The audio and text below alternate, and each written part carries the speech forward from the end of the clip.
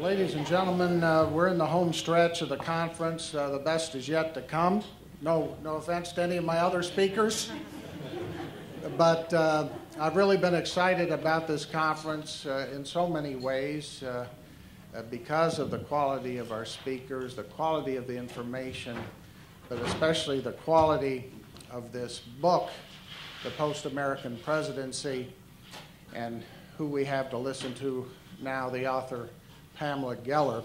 I met several years ago at a conference in New York sponsored by the Hudson Institute many years ago, looking at the problems of the UN and, of course, America's survival. My group has been focused on the UN problem since we founded the group about 12 years ago. And since then, she was always writing a great blog, Atlas Shrugs, but has really taken off in the public eye in so many ways. Clearly a successful blogger who's amazingly prolific. You've got to read it to believe it. New material every day. I mean, I can't do that, and I think I write pretty much a lot. Try to write a couple thousand words every day or so, but she's always up there with the latest information. But in addition to providing news and information,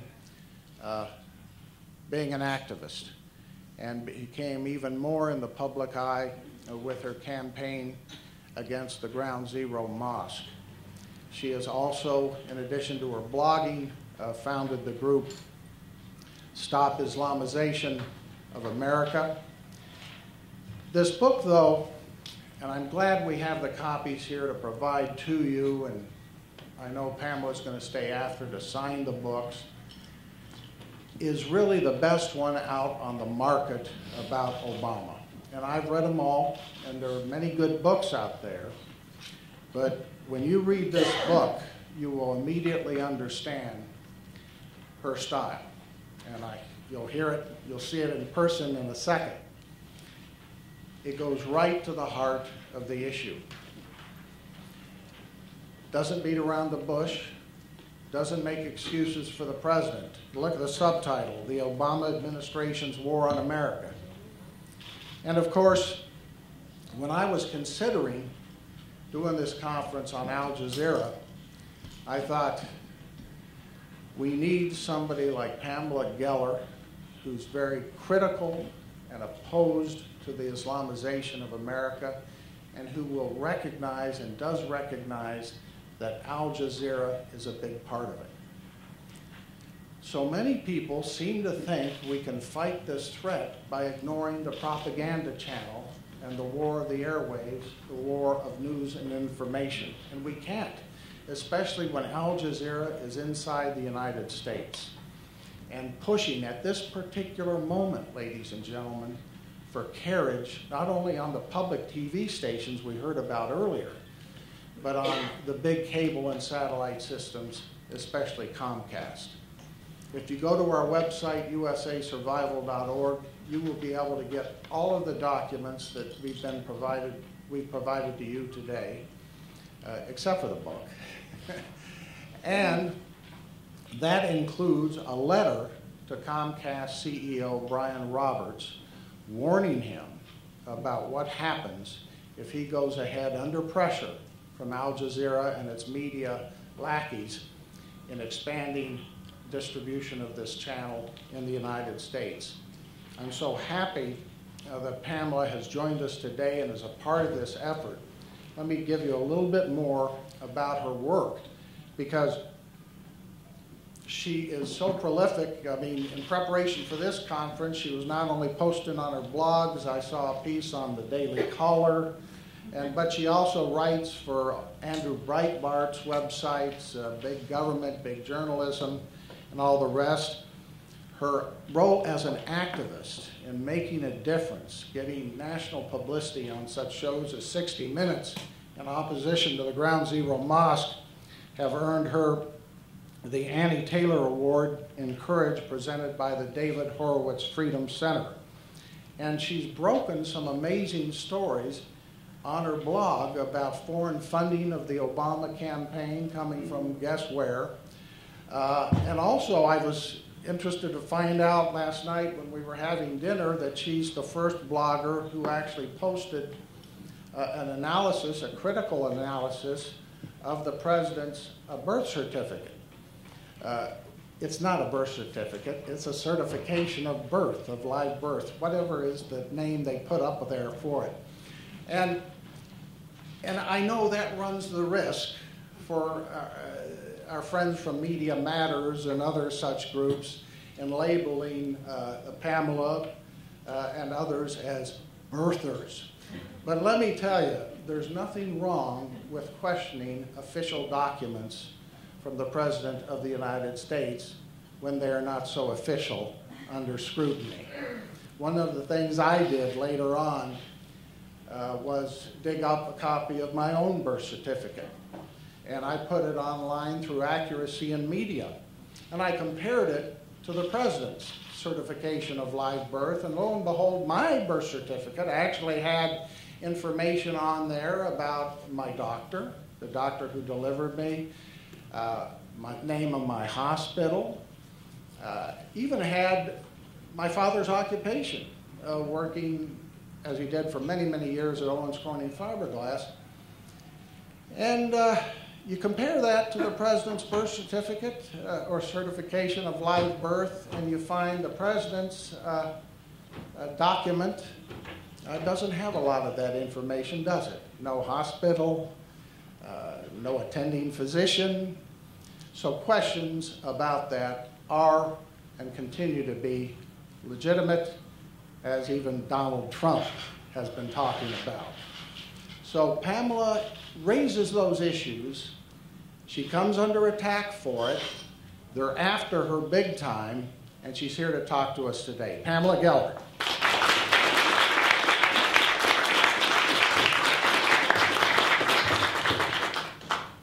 Thank you, Cliff. Thank you all for attending. We are at war. The gravity of which is difficult to convey because there's an overt war and there's a covert war. Clearly, the violent jihad, very easy.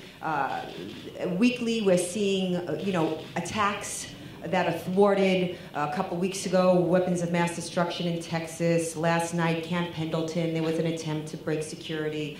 A myriad attacks, Times Square, the Fort Hood jihadi. That's easy. That's easy. But there is a stealth jihad. There's an academic jihad, as very well articulated by Lee Kaplan. An economic jihad, not just in the obvious ways that the economic specialist explained, but also in the financing of Sharia finance, where they're using taxpayer dollars to advance Sharia finance. A week after the Obama administration nationalized some banks, the U.S. Treasury Department was giving seminars, for example, in Sharia finance.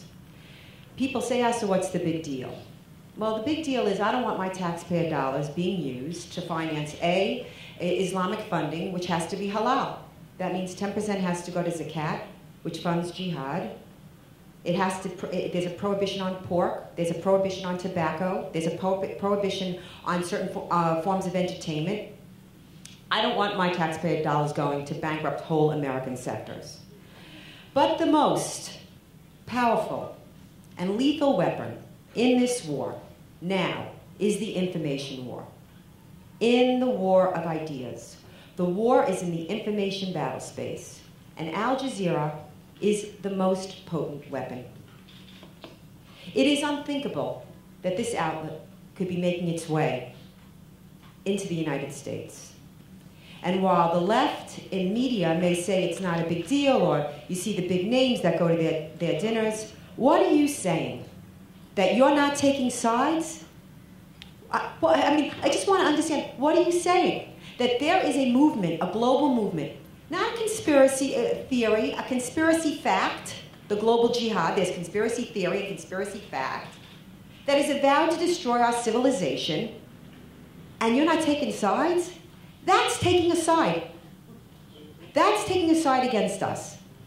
It's interesting to me that Islamic propaganda mouthpieces, like Al-Jazeera, are lauded, revered, respected, and anyone on the other side that speaks candidly and frankly about Islamic Jihad is marginally destroyed.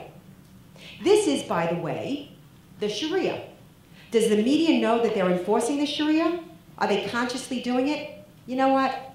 I don't care. I don't care what motive is. I care about action. People say, oh, you think Muhammad's a Muslim. No, I don't care. My question is, if he was or he wasn't, what would he be doing differently? This is what I care about. So the media is enforcing blasphemy laws. Blasphemy in Islam is you cannot defame Islam, you cannot slander Islam, even if it's true. Look at Geert Wilders, a friend and colleague of mine in Holland, third in line, third largest party in Holland, made a small film, 15-minute film called Fitna, basically showing the terrorist attacks and the hadith that inspired them, or surah. And he's on trial for hate speech. And the Dutch criminal court said, it doesn't matter if you're telling the truth. What matters is it's against the law. That's Sharia. And so the Western media, when they won't run the Danish cartoons, they wouldn't run them. Now, you saw them. They were fairly innocuous cartoons. So what? That's self-enforcing Sharia. Here, there was the South Park producers were threatened with death because they actually dared say the word Muhammad, which, by the way, Comedy Central bleeped out. And they put Muhammad in a Huggy Bear costume because you can't show Muhammad. So they were threatened with death. So some innocuous and unknown cartoonist in Seattle said, well, let's everybody draw Muhammad Day. Like, they can't kill us all. She had no idea what she was walking into. She recanted in 24 hours. Didn't matter. Not only did it matter, not only was there a fatwa placed on her head, but the FBI said she had to go into witness protection. Her name is Molly Norris. How many people in this audience know who Molly Norris is? Wow, I'm impressed. Usually I get no hands. She should be the poster girl for free speech in America. But again, this speaks to the advance of Islamic supremacism. This is Islamic supremacism.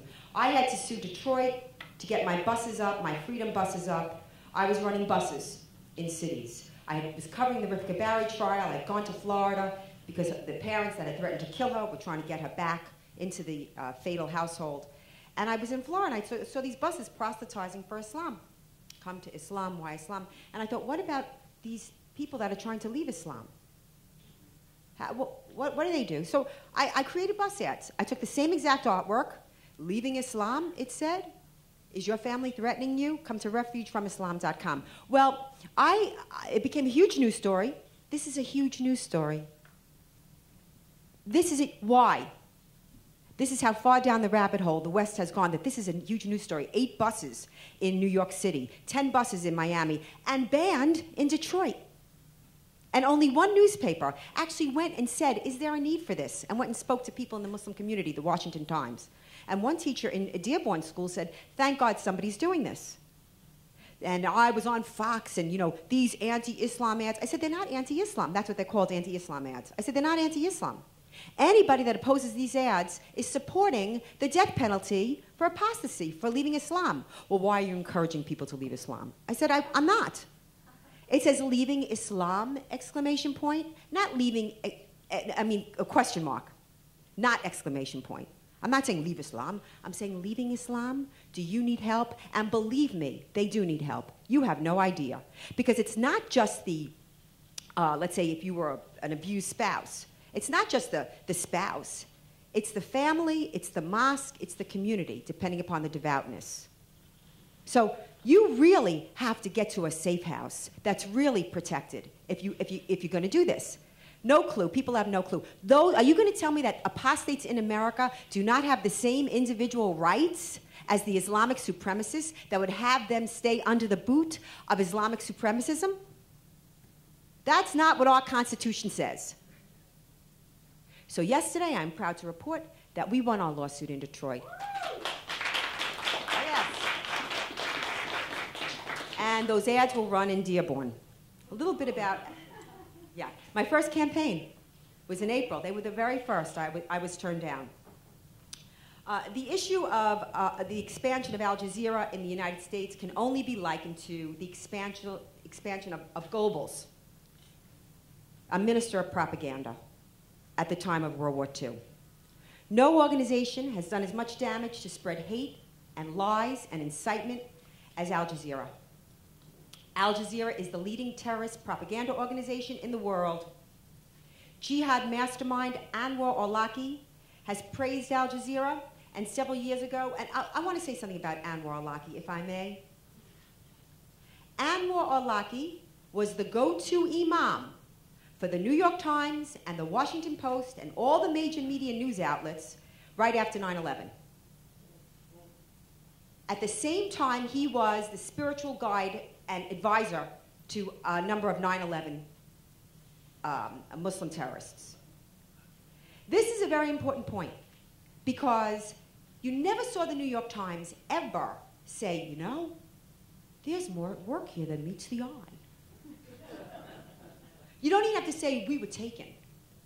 But you could say, we did not understand the threat. No, no, no, no, no. They just keep moving on like nothing happened. So here was an imam who was the leading media voice for Islam while guiding not just the 9/11 Muslim terrorists, but the Fort Hood jihadi. Now, you know we've been infiltrated when the Pentagon, the DOD, cannot, in its investigation of the Fort Hood jihad, bring themselves to speak to religious motivation.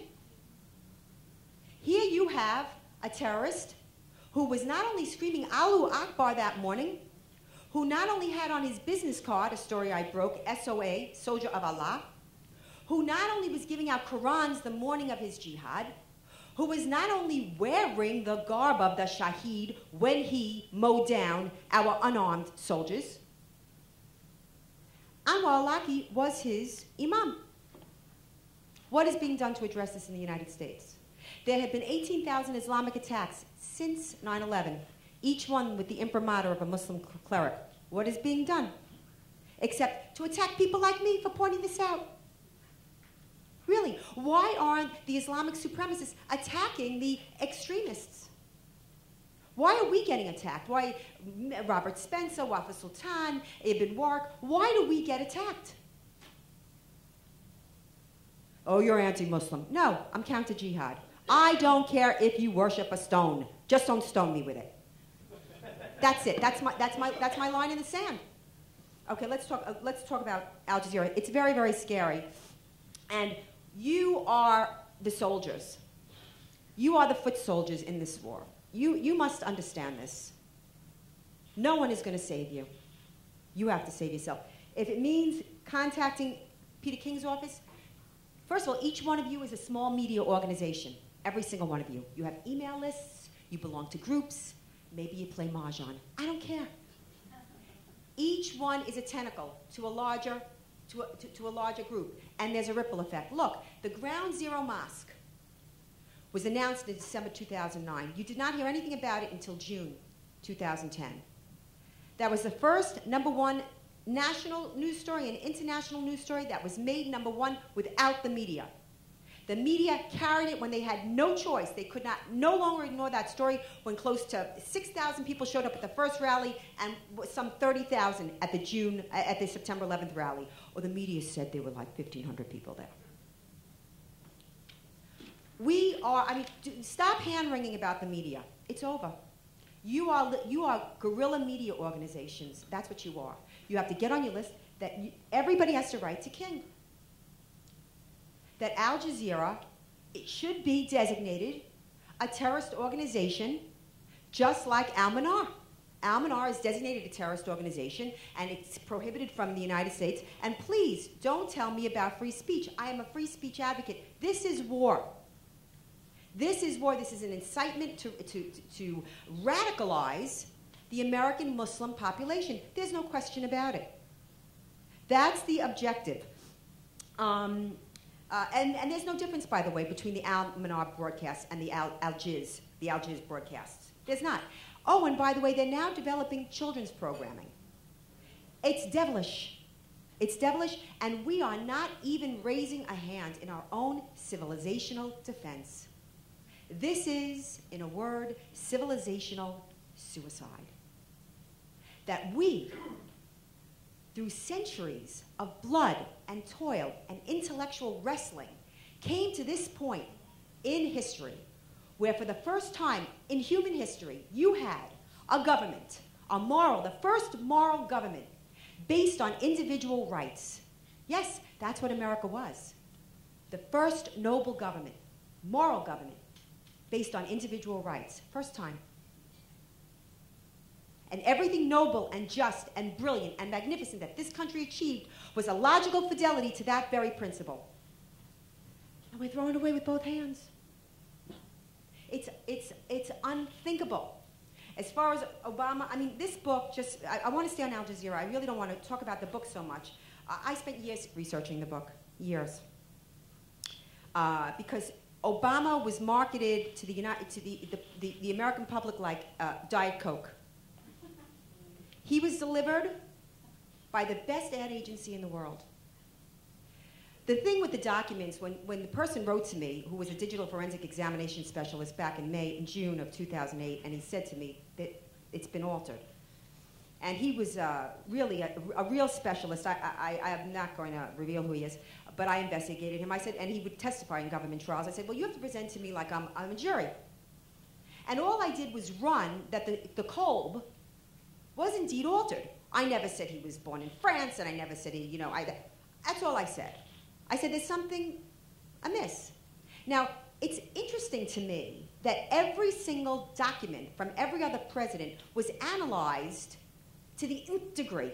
I mean, here, when they didn't find what they wanted with Bush, they actually took his medical record from his national service, okay? I mean, this is how anal they were with documents. And yet we can't see a passport in '81 when he went to Pakistan, when he was under martial law. Who went to Pakistan? Anyway, all right, we won't go there. I mean, in '81, it was under martial law, whatever, okay? We don't see a school rec. We don't see a student loan application. We don't see a transcript. He was the president of Harvard Law Review. My God, there should be reams of paperwork. Nobody asks a question. I would go into Urban Outfitters where there were trays of T-shirts, in Manhattan. Betty Boop, Peanuts, Obama. There was no McCain. No, it was the cult of celebrity. The man was not vetted. And let me say this. We depend on our media to vet our candidates. That's the function of a free press. And our press has abdicated its role as public servant and has literally become a propaganda arm for what I consider to be a very subversive movement. So Al Jazeera is just the natural step. Nothing is static. Nothing is standing still. Everything is fluid. And what's going on right now is very, very frightening in the Middle East. Here we had, in June of 2009, a revolution in Iran. And look at the pictures. I mean, I covered it extensively. And many of the Twitterers, like Persian Kiwi, that were giving me the pictures and the information have never been heard from again. But the pictures that I had were devastating. I mean, devastating. First of all, it was women with lipstick and eyeliner, some with hijab, some not, so what? And Zoroastrians and everybody was in the streets. If you notice these recent revolts, it's always men screaming, Allahu Akbar. He ignored it, and it was horrible. The way they were, first of all, raping men and women to death in the prisons to scare the families, killing them in the street. I mean, they were hanging them in the street. Obama didn't say a word. So when I hear him on Monday night talk about humanitarian, it is so dishonest. I don't agree with you that it's incoherent. I don't believe that there's no motive here. I'm sorry. Because again, by their fruits ye shall know him. And so we know him. He did nothing. He did nothing in Iran, and let me tell you something. That was one of those once-in-a-century opportunities. Because first of all, you can say, well, I don't want to go to war. I won't go to war under any circumstances. I won't go to war. But he's gone to Libya. So if you're going to expend American, maybe blood, obviously treasure, you have to do it in your national interest. Only we are guilty of wanting to do something on it. No one, well, everyone's allowed except us. You have to do things not in your interest. But everybody else is killing people and for their own national interest. So he ignored Iran. Now, Iran is the head of the snake. Iran is the head of the snake in Iraq. You know, funding and agitating in Iraq when we were there under Bush and subsequently. In Bahrain, you have a Sunni government, a Shia population. They're making the trouble there. They were aligned with Muslim Brotherhood in Egypt. I mean, you will notice that these revolts are in US allied Muslim countries. And while I may not love the puppet that many times the United States supports, okay, yeah, he's our puppet. And the alternative is much worse. Now, I would like to live in a perfect world with perfect people and perfect outcomes. There's no such thing. What are we doing in Libya? What are we doing in Libya? I'm asking you. And then last night, for the Obama administration to say, listen, we told the rebels that you're not allowed to kill any civilians. No side is allowed to kill civilians. First of all, who's a civilian? I am not advocating for killing civilians. This is war. What do we think this is? So I was deeply troubled by what shaped him. The early parts of my book, of course, I do go into his background. I think it is seminal to understanding his worldview. Yes, I think it matters that not only was his father born a Muslim, his stepfather was a Muslim. He was raised in a Muslim country from the ages of 6 to 12. He took Quranic classes. He took Islam. I think that's germane to his worldview and the reason why he's so Islamophilic. He is. Who redirects the National Aeronautic Space Agency? Cuts the Challenger, cuts space programs, and tells them to redirect their efforts to the Muslim world. What? So they could sharpen better blades? They don't want sharp blades. They like to make the beheadings very painful. Today, 8 people, 8 UN employees. UN employees, this is important, are slaughtered in Afghanistan because of the Quran. The Quran was burned somewhere. They desecrate Bibles. They don't allow Bibles in Malaysia. I don't even have to go into this. I'm a free speech advocate. I don't like Quran burning. I don't believe in burning books, okay? I don't. But who cares? Who died and made the Quran, the holy book, that I should care about the Quran? Oh, the Quran, the Bible, the Quran. Oh, why? Why? This is what I'm saying about the West. The West is made, don't do that. You know, you can put Jesus Christ in a glass of urine and say it's art. This is art. Now, wait a minute, it's art. But they kill 8 UN employees and behead 2 of them because a Quran was burned. And let me tell you something. They will blame the Quran burner. I do not blame the Quran. You couldn't get me to behead somebody. I don't care if you burned my best Chanel couture. Yeah, maybe that's my religion. I want the same respect. I want mutual respect and mutual reciprocity. But I do. Equal rights, individual rights. Why is mine worth less? I speak for the smallest minority in the world, the individual. Period. The very idea that Al-Jazeera, Sheikh Qaradawi is the inspiration for this channel. Sheikh Qaradawi is the inspiration for the Muslim Brotherhood. The Muslim Brotherhood is here in America. The Muslim Brotherhood, as evidenced in the Holy Land trial, the largest terrorist funding trial in the United States of America in our history, Muslim Brotherhood groups were named. Who are these Muslim Brotherhood groups? Every time you see a Muslim spokesman on television, it's the Muslim Brotherhood. Whether it's the unindicted co-conspirator Council of American Islamic Relations, CARE, the unindicted co-conspirator Islamic Society of North America, ISNA, ICNA, everything you see and hear is filtered through the Muslim Brotherhood. And when someone has the audacity to speak the truth, in a Muslim country, you're assassinated. In a Western country, your character is assassinated. This is what they do. They destroy people. But I won't be destroyed, and I'll tell you why. And the reason why I bring this up is because I don't want you to be afraid to speak. This is what they want. They want people to say, oh, I don't want any part of that movement. I don't want to be labeled a racist, Islamophobic, anti-Muslim bigot. That's how they shut people up. You must fight back. When those passenger jets turned into missiles, went into the towers, were those moms and dads and doctors and lawyers and stockbrokers and waiters, were they wearing uniforms? Were they our soldiers? They are. You are the soldiers. You have to make it happen. Whether it's cluelessness or complicity, again, I'm not interested in motive. It must be addressed. Al-Jazeera on PBS, no less. I mean, you can't make this stuff up. Not only they're coming on your dime. This is how brilliant. Don't underestimate this movement. Look, Islamic Jihad is the only religious movement that has a propaganda arm. And very, very effective. A propaganda arm in the religion. It dictates. It's the language of lies. Everything that comes out of Al-Jazeera is a lie, very distinctly un-American. The Jew hatred is, again, Kaiba, Ya Yahud, Seish Mohammed, Sayaud. What is that? I hear it in the streets of New York at anti-Israel rallies. You hear it in Gaza. You hear it in Europe. You heard it on the flotilla. Kaiba, Ya Yahud, Seish Mohammed, Sayaud. So when they say it, and I'll tell you what it means. When they say it's about Israel, a modern argument to an age-old hate, they say it's about land, again, comedy.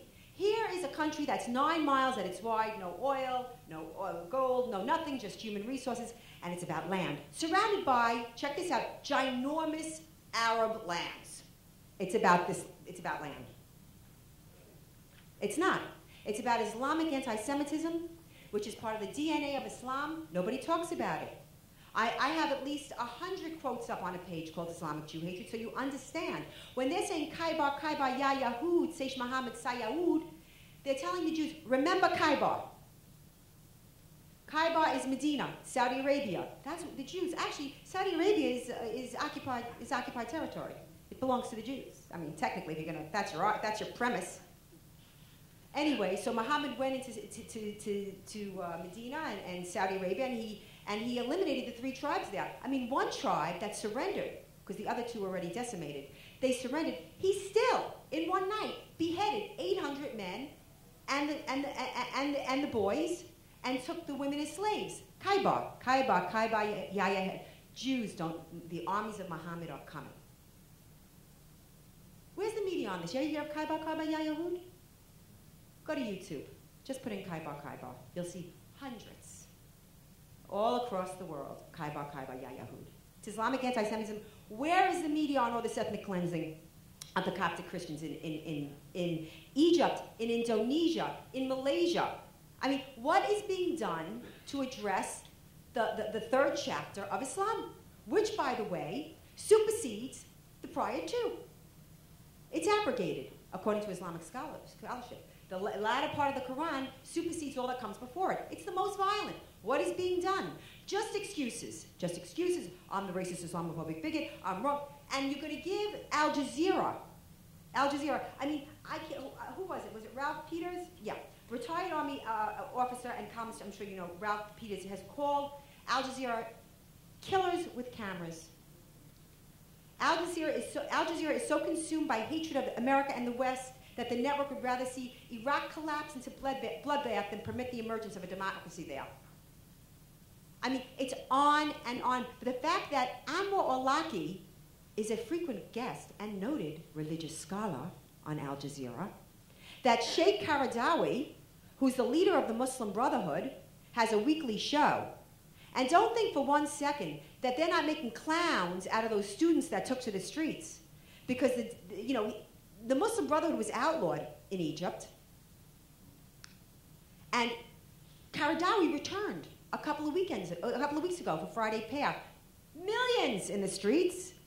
And the Google putz, who orchestrated the whole revolt, wasn't even allowed on, Wael Gonin, was not even allowed on the stage. He was there to speak. Nah, thank you very much, you're done. So Al Jazeera, what worries me about Al Jazeera is to propagandize the jihad vis-a-vis America you may very well radicalize American Muslims. Listen, if you have a chance, the Christmas tree lighting bomber, was he 19, 20-year-old Muslim in Seattle, wanted to bomb a Christmas tree lighting and kill 25,000 people, mostly families. Okay? He didn't get it off. The fact that he didn't get it off was like, well, he didn't get. Is that what has to happen? The fact that there's a plot and they're planning and it's distorted, that's not the same as actually killing the people. Since when? Why do we have to die? How many people have to die? I'm asking you. We're thwarting plots all the time. What has to happen? It grieves me that Obama, I think, is very naked in whose side he's on. He is relinquishing American sovereignty to a worldwide organization, the United Nations, which is largely driven by the Organization of Islamic Conference. The OIC. The OIC is a collection, a body of 56 nations. They say 57 because they already assume that Israel's history and it's going to be Palestine. 57 countries, okay, that because they vote as one bloc, never in its entire history has any one Muslim nation ever voted off the bloc, ever. They vote as one bloc, which is why you see every resolution against Israel. Nothing against the jihad that was in Darfur. How many millions were slaughtered under that jihad? How many? You never hear about the Congo. It's all Israel's the problem. Okay? They're driving the bus. All of these resolutions against free speech, this is all blasphemy laws. For the first time in American history, you had a U.S. president co-sponsor a resolution at the UN to restrict free speech. This is a very dangerous time. You must get activated because no action is an action, and I will tell you that your children will not grow up in any world that you will recognize. We are entering a very dark age, and you will not like what comes after America. I don't know, how are we for time? We all right for time? Okay, so I can go on. I'm like scary, you know what I mean? Military analyst James Dunnigan assigns Al-Jazeera a primary role in the rise of religious hatred and terrorism in the modern Muslim world. And Arab scholar Mahmoud Fandi calls Al Jazeera the Muslim Brotherhood channel. He explained that Al Jazeera is already propagandizing for the organization. They loved Egypt. Did you see them anywhere during Iran? If you want to see Iran, I have about 160 posts devoted just to Iran, the revolution. Some of the pictures are very, very graphic. I'm sorry, you have to see it. Enough with this nonsense. I have to tell you that when Israel released the family photos of the Fogel family, I had arguments with them. They, it's sacrilege. You can't do that. You can't, it has to be respect for the dead. So whenever there was a terrorist attack, the cleanup, it was 10 minutes. It was like unbelievable, and it's like it doesn't exist. Meanwhile, over there in Gaza, they'll take a kid and trot him around to different places and take different pictures and pose him and this and that. And you don't even know how the kid died, but of course the Jews did it. But this is what I'm trying to say. It is a propaganda war. It's a propaganda war. And when I went to cover the war in the summer of 2006 in Israel, I happened to be in the same building as some of the people from the Bush administration, and Karen Hughes could not leave her television set. CNN International and Al Jazeera, oh my God, look what they're doing. No, you look what they, leave the hotel and go look at what they're doing. It was unbelievable. But if you lose the propaganda war, you lose the war. Because all the bullets and the bombs and the bloodshed come as a result of what happens in this war. And we are not even putting up a fight. We're just not. Everybody, the big complaint is Fox News. I got to tell you, I find Fox left of center. You can chuckle away in the back. I do. But that's, you see, it's your perspective. Every other channel is so left, so one perspective. The fact that Fox gives both sides makes them very far right. I would love to see on the right an MSNBC, a CNN, an ABC, an ABC, an NBC. I'd like to see that on the right. You don't, but you're welcome in Al Jazeera. And people that speak out, immediately ridiculed, marginalized. You have to get used to that, by the way. If you're, it's the military, the old military axiom that if you're catching flack, then you're over your target. So every time I catch black, I do a little dance. The bigger and uglier the name, the prouder I am. Because the fight is very ugly. And you are right, and you are righteous. And that's where you're going to get your succor. In the fact that truth is the recognition of reality, and that you are going to fight for that reality. We have assumed our freedom for too long. This is even before 9/11. I mean, you know, I was the associate publisher of the New York Observer. I had, you know, the Fashion Channel on all the time. I mean, Metro, you know, full frontal fashion. I just assumed my freedom. I loved my life. I loved it.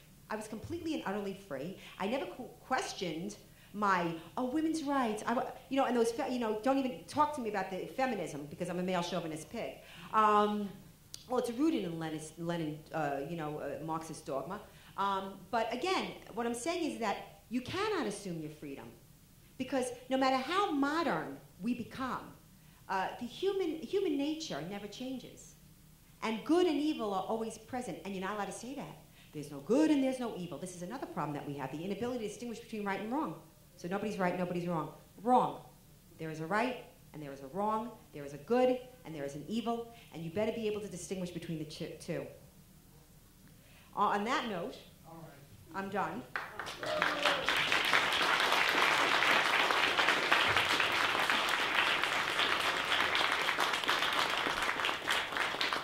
All right, ladies and gentlemen, we're going to end it there and set Pamela up with an autograph signing for her books, so you can take your books right out.